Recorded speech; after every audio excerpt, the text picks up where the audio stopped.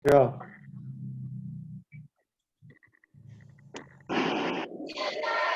Assalamualaikum warahmatullahi wabarakatuh. Kami dari Waalaikumsalam kelompok 3 warahmatullahi. akan mempresentasikan makalah kami tentang adaptasi dalam olahraga mata kuliah pengantar ilmu keolahragaan dan kesehatan. Next, Mas. Kami beranggotakan yang pertama Bram Fatikudin, yang kedua Didin Chandra Rohidin, yang ketiga Gibran Hekal Fadli, yang keempat Muhammad Fikol Lafif, yang kelima Yuda Purwanto, yang keenam Zulhad Akbar Firdaus. Yang pertama, adaptasi dalam olahraga. Olahraga sudah dikenal menjadi faktor pencegah terjadinya berbagai penyakit kronis. Next, Mas. Lanjutkan teman saya. Monggo, Mas Gibran.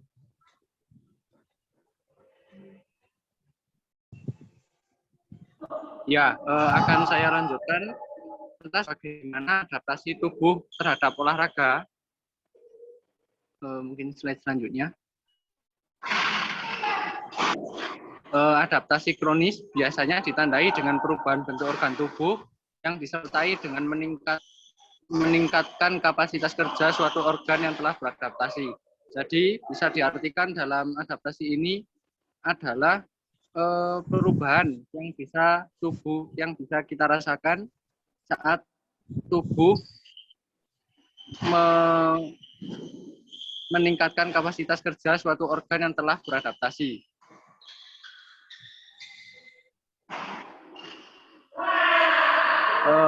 Untuk slide selanjutnya bisa dijelaskan oleh teman saya.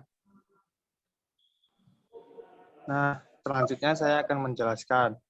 Regenerasi tulang pada umumnya terjadi pada kelompok tulang aksial dan tulang anggota gerak. Tulang panjang pada lengan atas dan paha, tulang pundak, tulang pinggang, dan pelvis. Slide selanjutnya, Mas. Adaptasi otot pada olahraga. Sesuai aktivitas perubahan adaptif jangka panjang dapat terjadi pada serat otot yang memungkinkan untuk berespon secara lebih efisien terhadap berbagai jenis kebutuhan pada otot. Nah, pertambahan panjang pada otot rangka biasanya dihasilkan dari penambahan sarkomer pada serat otot, terutama pada daerah myotendinosus junction. Jika unit tendon-tendon terenggang, sarkomer tambahan ditambahkan secara khas pada daerah tersebut. Selanjutnya akan dijelaskan oleh Mas Didin.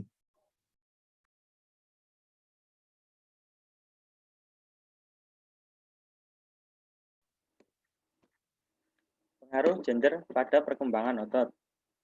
Proporsi relatif tipe serat otot pada pria maupun wanita cenderung sama.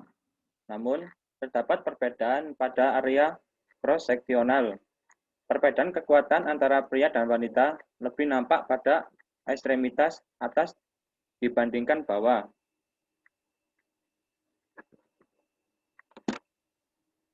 Adaptasi otot terhadap latihan atau olahraga. Metode latihan dapat dibedakan menjadi dua macam, yaitu endurance atau ketahanan training dan resistance atau kekuatan training. Latihan untuk meningkatkan ketahanan melibatkan tantangan yang berbeda dengan otot yang dilatih, kekuatannya, sehingga adaptasi yang terjadi juga berbeda. Selanjutnya akan dijelaskan oleh teman saya.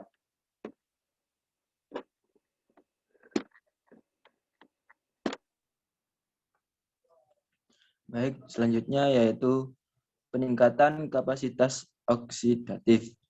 Olahraga ketahanan aerobik yang teratur seperti jogging, jarak jauh, atau berenang memicu perubahan metabolik di dalam serat oksidatif paling digunakan selama olahraga aerobik. Misalnya, terjadi peningkatan jumlah ukuran dan kepadatan mitokondria dan kapiler pensuplai darah ke serat tersebut. Selanjutnya yaitu hipertrofi otot. Ukuran otot dapat diperbesar dengan latihan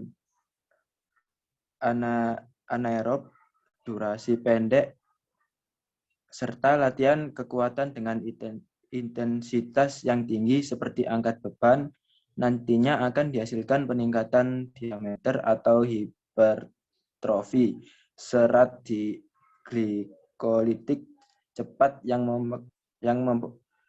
memang digunakan pada kontraksi yang powerful.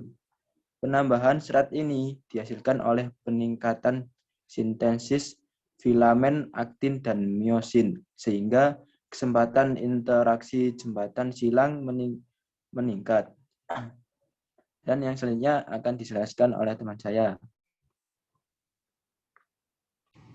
Baik, selanjutnya resistance training, interkonferensi di antara otot jenis serat kedut cepat.